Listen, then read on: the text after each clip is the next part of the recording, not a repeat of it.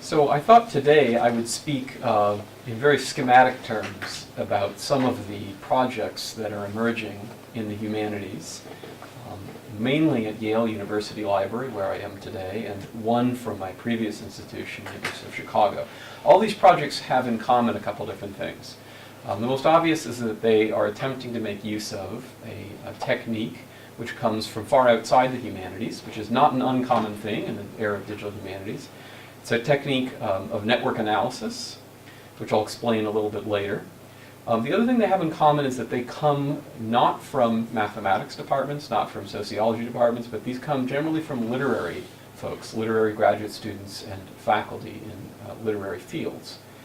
And I think one of the things that will emerge throughout this talk is both the opportunities that some humanists find, literature researchers find in network analysis, as well as some of the problems, some of the collisions between this particular technique and some of the assumptions and the readily available data sets in the humanities.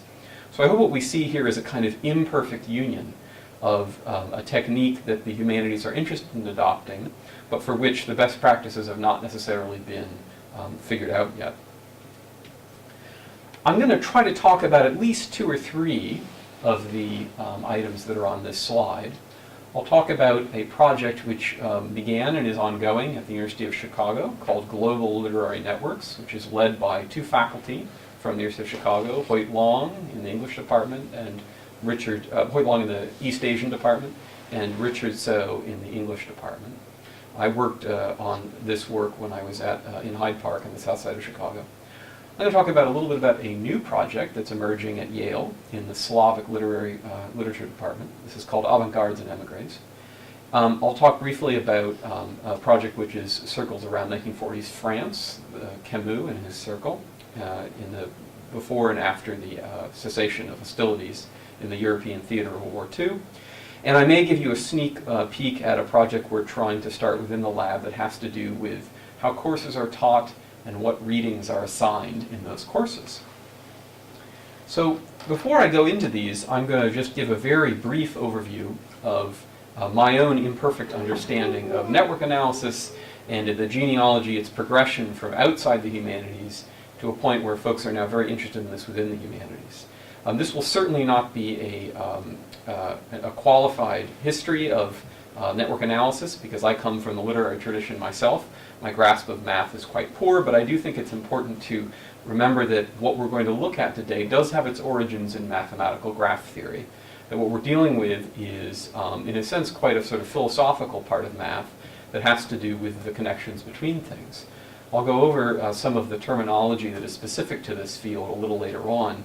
But one of the things that can often lead to confusion in thinking about network analysis in the humanities is the way that terms can have very specific meaning in mathematical work. And of course that's true in the humanities as well. I'm sure there's many mathematicians who puzzle at the use of terms within literary research.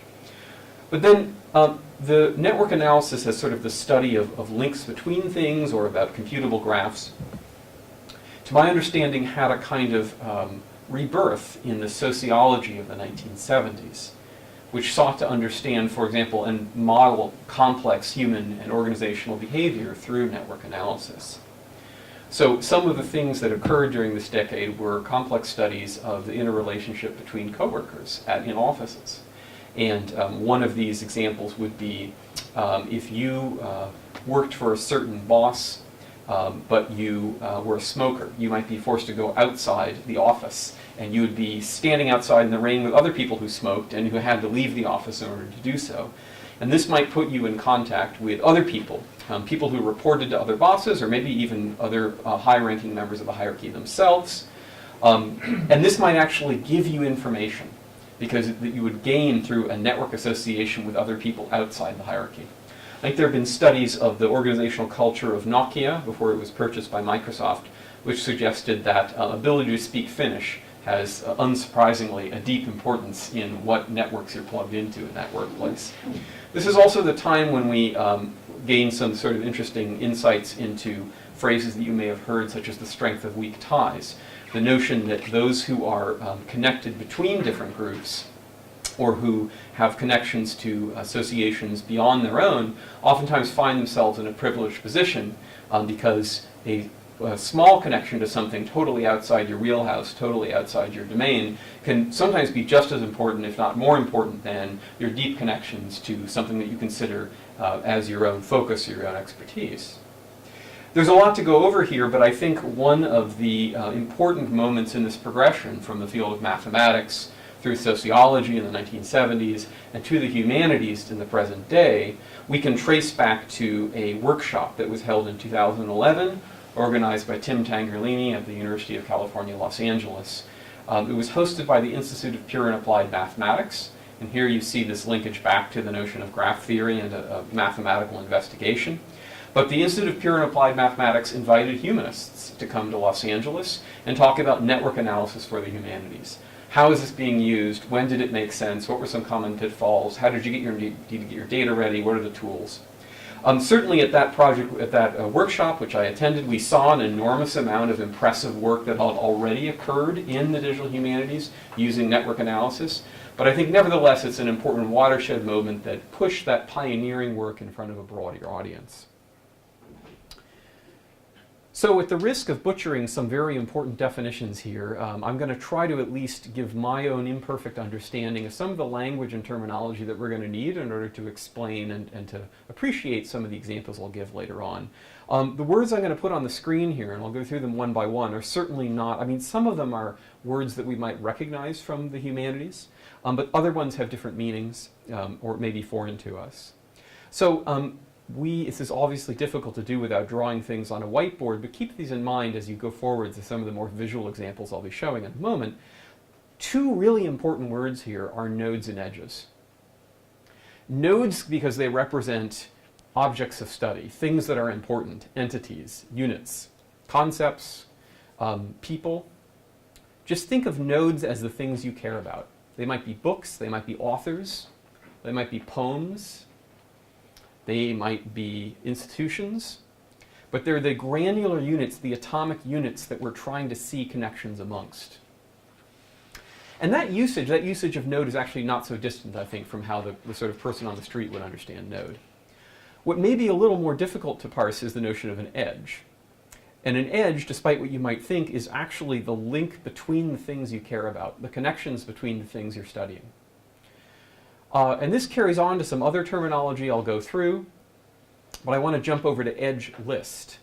An edge list is essentially the raw data that you might use to then produce a graph. It's the raw data that you would use in order to talk about the connections between objects.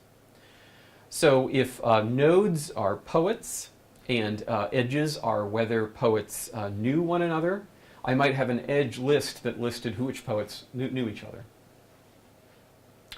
I want to jump back to some attributes questions. So again, you're seeing this language of sort of computer science or mathematics come in here. If we've talked about nodes as being the things that we care about and edges as the links between the things we care about, it might be important to think in a little bit about the attributes of both nodes and edges. So I might have two poets, one of whom is male and one of whom is female. So my nodes have attributes of gender. Or I might have poems in different genres. I might have a romantic poem and I might have a realistic poem.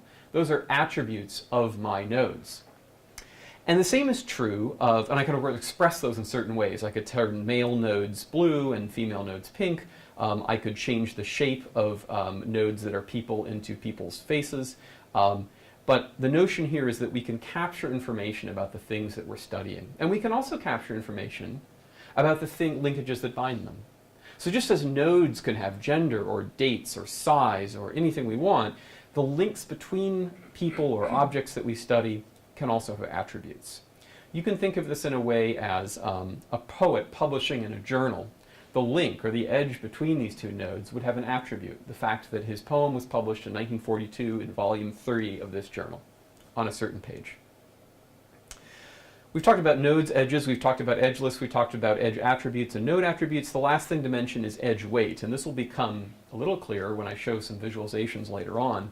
But I want us to start thinking about the number of links between the things we care about, the number or the aspects of the weight of the edge, which we might describe as the weight of the edge. So if I publish one poem in Matt's journal, I can draw one line to Matt's journal, but if I publish 400 poems in his journal over the course of my life, as opposed to having one line between me and Matt's journal, I would have a line that was expressed in a weight of 400, or a size of 400 if you prefer. And this can actually be important later on, because what we might be dealing with very complex graphs in which there are sort of weak ties and strong ties. There might be, I really got most of my poems published in some Christian newsletter, but I got one poem published in the New Yorker, and both of those would be valid to capture. We want to try to figure out, I was mainly a Christian poet, but I published one poem in a high status journal. Okay, so now we've talked about some of the terms that we inherit from the mathematical world. And I wanted to mention very quickly some of the well-known projects which preceded even the 2011 NEH conference at UCLA on network analysis for the humanities. There are many more I could have typed into this slide, but two that are really worth talking about are an epistolary network project, a project based on letters, called the Republic of Letters. It's hosted at Stanford and in a couple other institutions. Especially if you work in this period, you've probably seen this, you've probably seen it demonstrated. There's Dan Edelstein from Stanford has done some amazing work on the French language letters. There have been other visualizations. But of course, epistolary networks lend themselves very well to this type of thing. Every time I send a letter to each of you, I'm creating an edge between our two nodes. And the edges thus have attributes. My letter was sent in January of 1742. It was written in Spanish. Those are all attributes of these edges between correspondence. The other network analysis project that people may have seen is Franco Moretti's work on the character networks in Shakespeare plays. One of the recurrent things we'll be returning to in this talk is the good news and the bad news is you get to define your nodes and your edges. You as scholars get to say, I care about people, or I care about letters, or I care about institutions, I care about poems. And you also get to define what an edge is. That is to say, you get to define what links things in your head. There's no rules about this. So for the purposes of the Republic of Letters, it was very simple to say if this person sent a letter to that person, we're going to draw an edge between them. We're going to draw a link between them.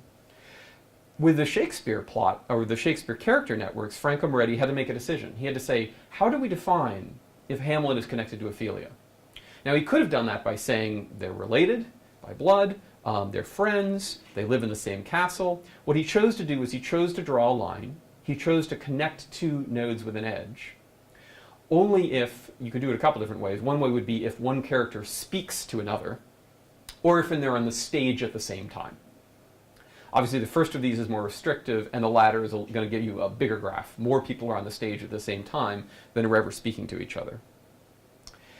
These projects, again, predated the 2011 conference, and there are certainly more you could mention, but I just thought I would throw those out as some things that have inspired some of the folks with whom I work in thinking about network analysis. I think especially the Shakespeare dialogue networks have inspired a lot of folks within literature to think about that. So if there's all this interest in network analysis, if people have been inspired by the Republic of Letters, by the Shakespeare course, with the Shakespeare dialogue projects, what could go wrong? What's to stop you from just willy-nilly applying this thing that generates all sorts of interesting images to your work?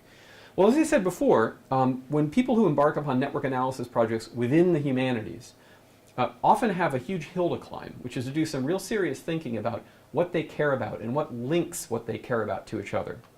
The good news is, I mentioned, that you get to define what's important to you. People who sent letters to each other, characters who spoke to each other on a stage of a play. The bad news is you get to define your nodes, edges, and weights. This is up to you. There's no hard and fast rules. This requires a lot of thinking about what is actually an entity of concern to you. What do you think about as an atomic unit, an indivisible granular unit?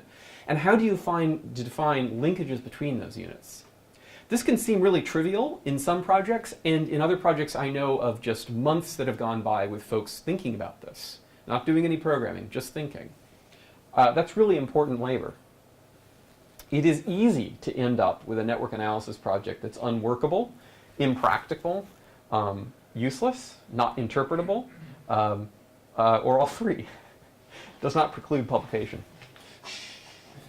There are some common mishaps that can happen. I was trying to think of the ones that are really obvious. One of them is you could have an archive in which it's just the letters sent to or from one person.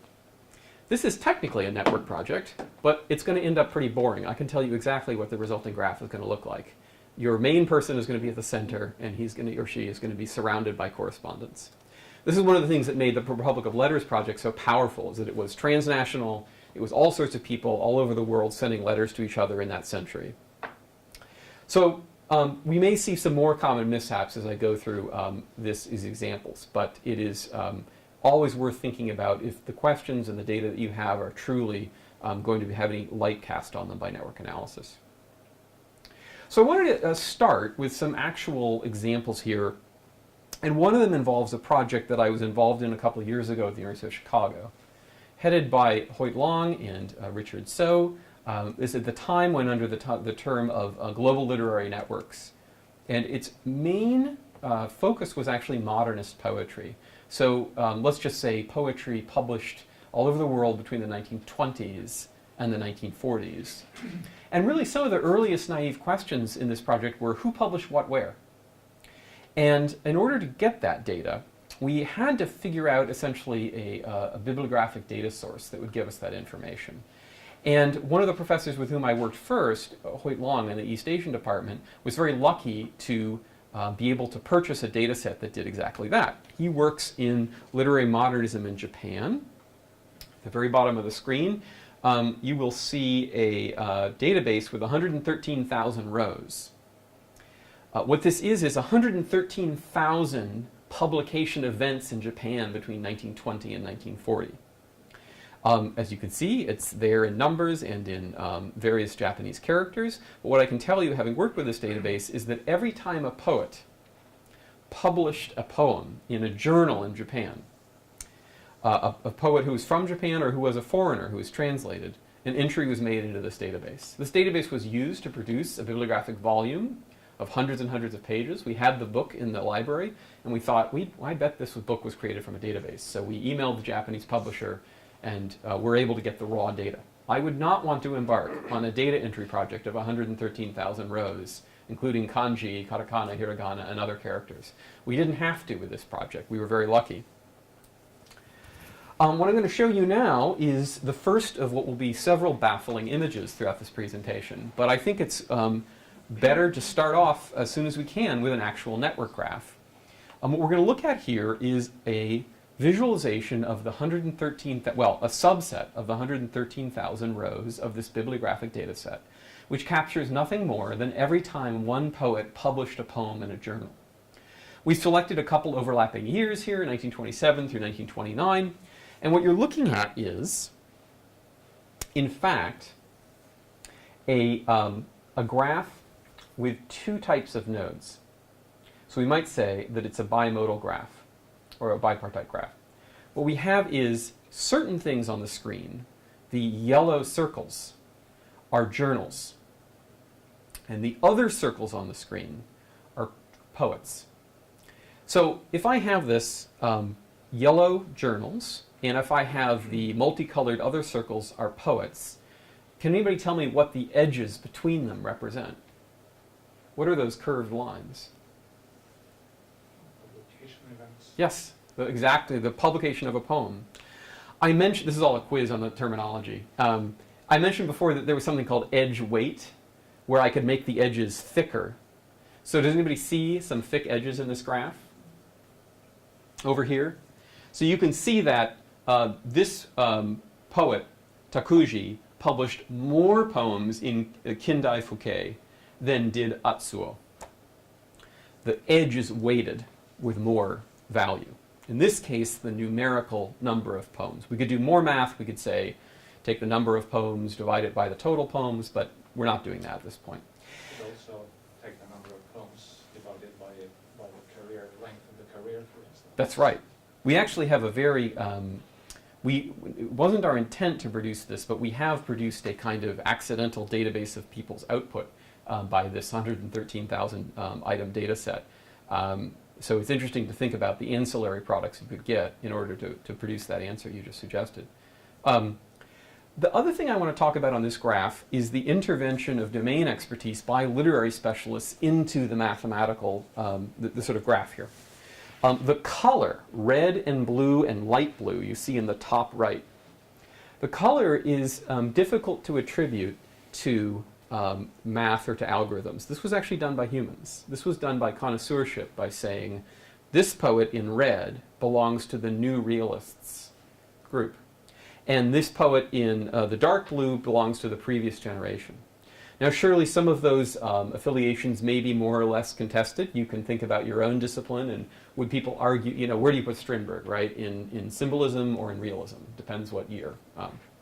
But at least for the purposes of this graph, you're seeing a node attribute. You're seeing something about the things we care about, which are people and journals, being colored, being visualized differently by a literary scholar, saying this group is this and the other group is that. Let me switch quickly. I'll hop over the fact that some people here are being identified as possibly being brokers, as mediating between different groups. I'll come back to that in a moment. But I want to just show you some American data. For the American data, we didn't have the benefits of an electronic database with hundreds of thousands of entries. What we had to do was to scan bibliographies of poetry in the United States. We had to perform OCR on them, which is optical character recognition, to turn the pixels into actual text, searchable text.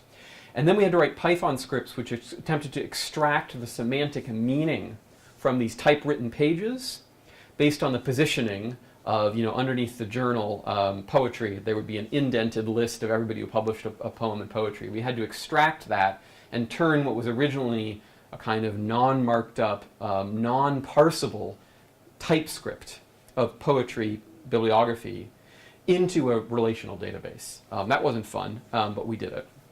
And what we're seeing here is the American equivalent. So here we have the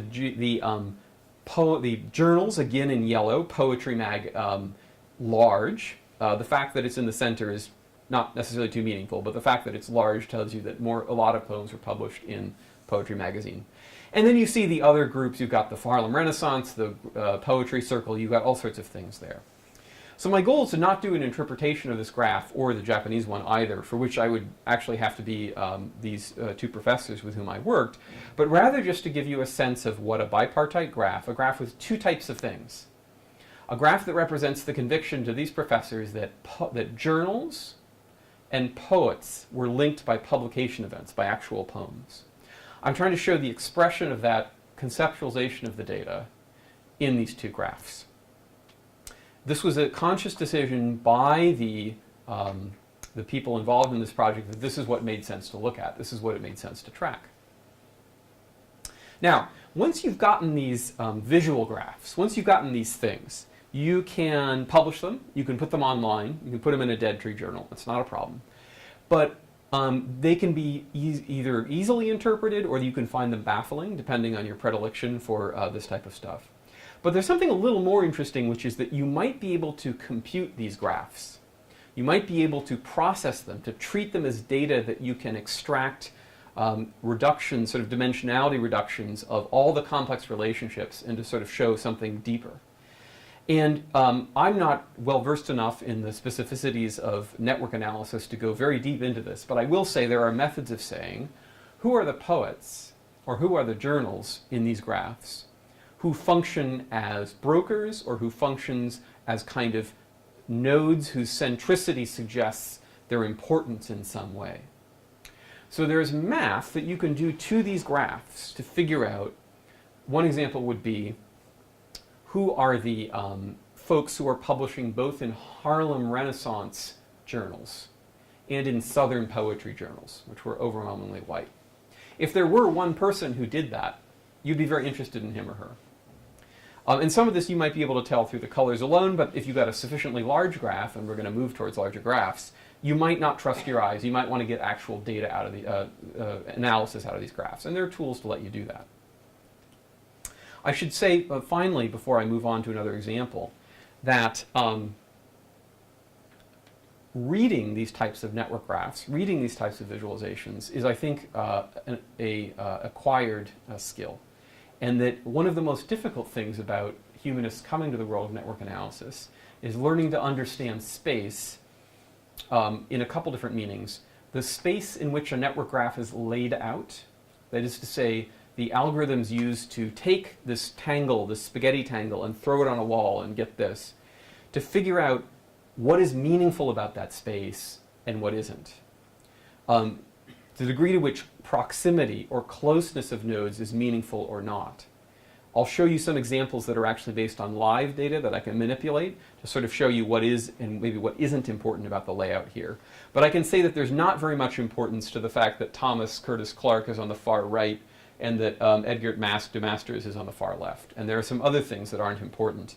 The trick is being able to read these graphs if visual interpretation is the thing you want to do rather than computation. I'm going to come back to this slide, and instead I'm going to zip over to Avant-Gardes and Émigrés. So I've shown you before, in the previous examples from Japan and the United States, graphs in which people and journals are the nodes, and the publication of a poem in a journal by a poet is the edge between them. I want to move on to a slightly more complex graph now, and for this I may actually bring up my web browser. And what this is an ongoing effort within the Slavic department at Yale, an experimental project to think about the world of Soviet émigrés who left the Soviet Union to the United States in certain decades.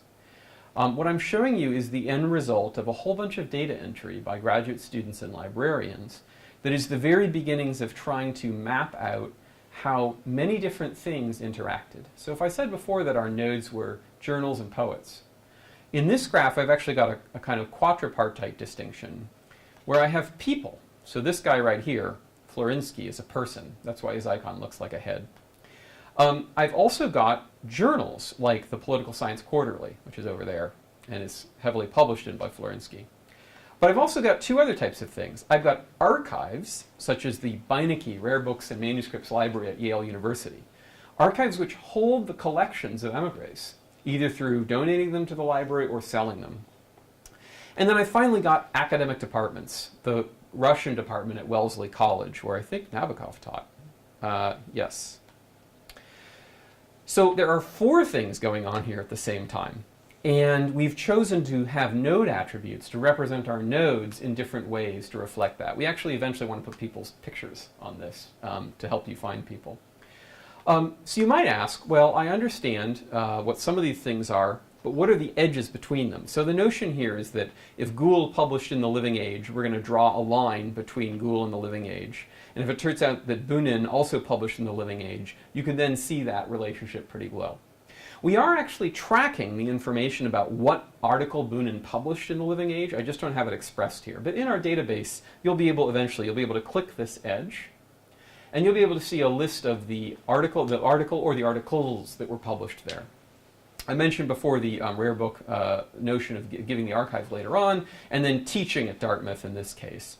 So we've got many different types of nodes, and in fact our edges are a little different too. If you think about the attributes of a connecting Nabokov to Wellesley, or Wesleyan, they might have a start date and a stop date. He might have taught there for 5 years, after which he no longer was. So we're capturing all of that information. And we're hopefully going to use that information later on to produce more finely detailed graphs. Just as some of the graphs I was showing you earlier, the Japanese data were restricted to 1927 to 1929, although we have data for a couple decades. So it's important to point out two final things about this thing I'm showing you here. The first is that this is really intended for exploration via a web browser. This environment is not intended for computation. We have other tools to be able to process this graph and say, boy, isn't it interesting that Harvard's archives collected both communists and reactionary émigrés. But what we want to do is to provide a way to get into this data for anybody who doesn't have specialized tools to look at edge lists to produce that work. It's designed to be an exploratory interactive system. And you can also notice that I mentioned before the notion of edge weights, of saying that certain connections are more important or have more value than, or different types of value than others. In this thing I programmed a couple weeks ago, I haven't yet implemented that, which is one of the reasons why you see this kind of multiple strands of pasta that are linking two nodes. What will eventually happen is Novi Journal and ghoul will be linked by one piece of pasta that will be thicker than the rest of them. I just haven't implemented edge weights here. You can see how messy the graph gets if you don't have all those edges condensed down to one thing with a thicker thing. It's also worth, I'm just going to reload this page one more time. It'll take about 25 seconds to reload fully. But one of the points I can make by doing that is that there is a kind of inherent stochastic or random aspect to many of the layout algorithms that generate these complex visualizations. I can guarantee you that people are not going to be in the same place as they were before. And that's because there isn't really any one, deterministic way to lay out this graph, or at least the layout algorithm we're choosing here doesn't choose to do that. Instead, it's kind of like connecting a whole bunch of tennis balls with rubber bands and throwing them up in the air. The way they're going to land is going to be slightly different at each time. The New Yorker is always going to link Joseph Brodsky and Dovtolov. That is never going to be not true. But the question of how the things get laid out on the screen, and this is true both of this interactive visualization here, as well as the static visualizations of the Japanese and the United States data. Many of these, all of these visualizations I've shown so far, have this kind of inherent random aspect to how they're laid out. This can be frustrating to folks who might dedicate a whole bunch of time to the interpretation of a particular graph and then realize that actually there's no significance that things landed precisely where they are. So the art of learning to read a network graph, which is something I certainly haven't mastered, is I think one of these cultural differences that we may face as network analysis comes further into the humanities. I want to take up another one, and I'm actually going to go back in the slide list to one that I skipped over. So far we've talked a lot about poets, intellectuals, journals, sites of publication. I want to talk a little bit about another nascent project we're doing within the lab that has to do with the transmission of scholarly material in the classroom. So we have a project which is called Syllagraphics. Syllagraphics is a completely made-up word. But it has the notion of using course syllabi, kursplaner, to think about how readings are assigned to classes. The archive that we're starting with, because the professor, Laura Wexler, who's heading the Syllagraphics project, is a professor in the Women's Gender and Sexuality Studies group, is an archive of syllabi from the Women's Gender and Sexuality Studies department at Yale, and in fact its predecessors, which go back to the 1970s, before it was a department. It's had many different names. And in a really impressive act of departmental record keeping, we have syllabi going back to the 1970s.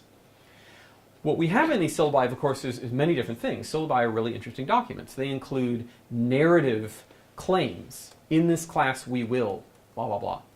They also include things like questions, like, by the end of this class, you will be able to answer the following questions.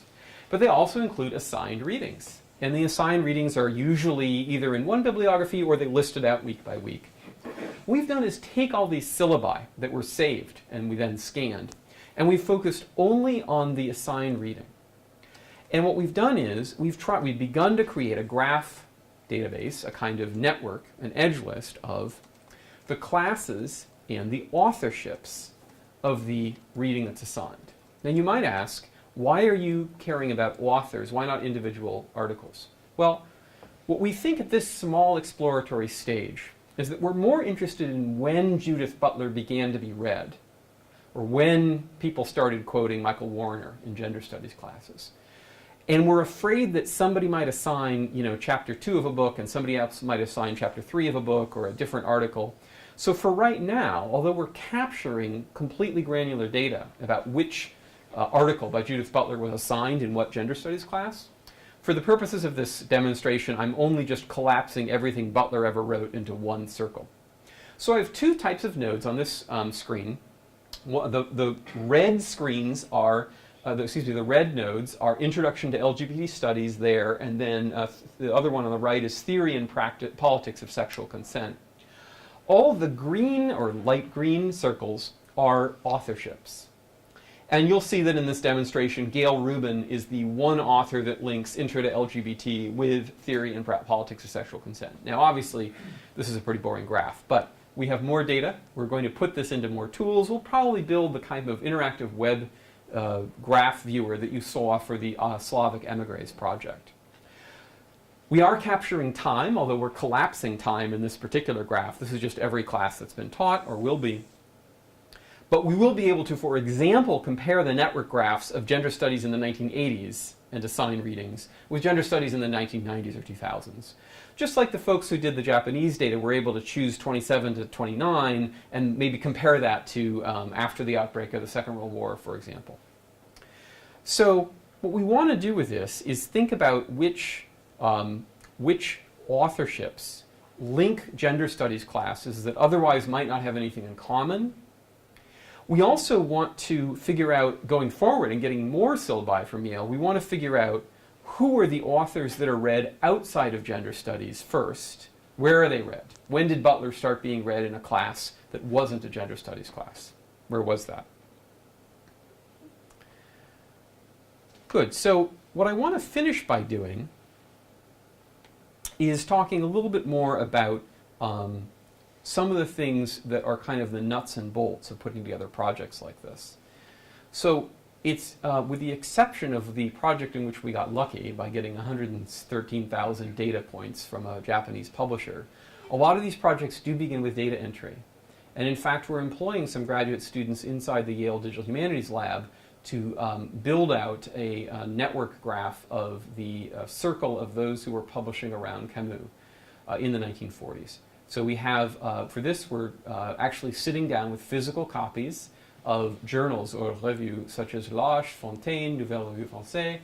We're also working with the French resistance newspaper Combat, which we have on microfilm. In the early years, Combat, especially it was an underground newspaper, did not attribute articles for understandable reasons. But as after the liberation, you started seeing more attribution. And even with the journals themselves, it's very easy to do this data entry. You just look at the tables of contents. So we take the journals out of the library, they're bound in volumes, and we just put them into essentially an Excel sheet. I actually built the interactive visualization of the Slavic data as a way to incentivize some of the graduate students who were inputting data into this.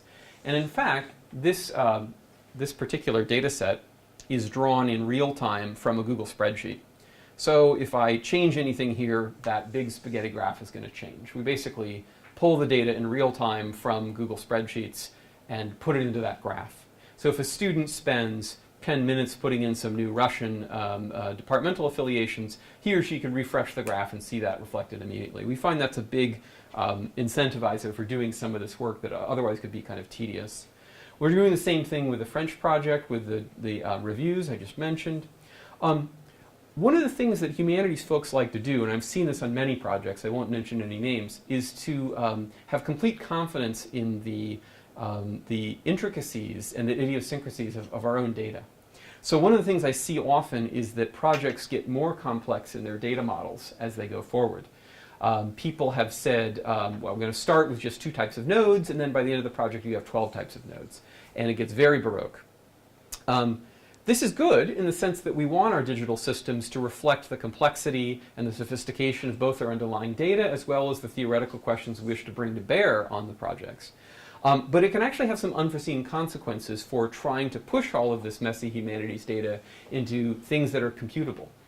So one example is that I remember on the Literary Networks project at Chicago, working with the Japanese data, that we found that a lot of the analytical tools to be able to process graphs, to be able to extract meaning, to figure out which journals were centric in their linking of authorships or genres that weren't otherwise thought of as being together.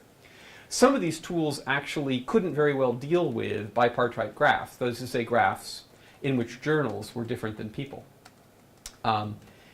There are, so you find this commonly, that there's a tension between trying to build models that accurately reflect our mental understandings of our questions or our data, and the tools which are employed perhaps by people with more experience in dealing with big data and who better understand the trade-offs between the complexity of the systems. The limit case, of course, this is the Borgian map, where you end up with a perfectly accurate map of the world, which is at 1-to-1 scale, right? Very accurate and not so useful, not so practical. So there's been a couple books published that are interesting, perhaps, for those who are interested in pursuing this work. There's actually been a book published on network analysis using the R statistical package. Nobody would claim that the R statistical package is necessarily an easy-to-use system, but we find it interesting that we're now getting modern, circa 2015 books aimed at kind of the big data world, which are aimed at the use of these tools such as R. Some of the better-known tools, including all the modules in R, include tools such as NodeXL and Gephi. I would also not recommend NodeXL or Gephi to the beginner, but because they're very complicated tools. But I think one of the things that has been profitable for some folks in the humanities at Yale is to consider taking courses, and I'm unfortunately most familiar with those in the North American context. There's a network analysis workshop that was held at DHSI, which is the Digital Humanities Summer Institute in Victoria, British Columbia, last year, taught by Scott Weingart, who's a real expert in network analysis, PhD in informatics at the University of Indiana, and now helping to manage the Digital Humanities program at Carnegie Mellon. I'm sure there are other things going on at Oxford, Trier, other digital humanities things. I've found it most useful to be in that context, to be surrounded by other folks working on similar problems in other projects that I've worked on. And so I think that type of thing, either here at a university or in one of these summer workshops, may be the best way for folks to be able to get their feet wet with this type of stuff. And I think to conclude, I would just return to some of the things I said a little earlier on about it's, of course, a red thread going through many aspects of digital humanities work that we borrow and reappropriate techniques that emerge far distant from our own disciplines. They emerge from information retrieval, from mathematics, applied statistics, and computer science. Network analysis is no different in a sense in its origins in mathematical graph theory and its evolution through the 1970s and understanding the sociology of the workplace and other complex events. But we face the same questions we face with advanced text mining techniques of knowing how to deploy appropriately and in responsible ways these tools on our own types of data. Thanks very much.